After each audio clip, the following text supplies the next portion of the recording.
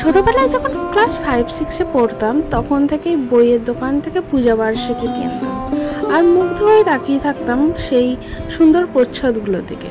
মনে মনে ভাবতাম এমন ছবি আঁকতে পারা কত ভাগ্যের ব্যাপার। হয়তো আজ এত বছর পর আমার করা বইয়ের প্রচ্ছদের সংখ্যা শতক পেরোলেও একসাথে একই বছরে নয় নয় করে 9টা বাংলা ও শারদীয় প্রচ্ছদ করার সুযোগ কোনোবারই হয়নি।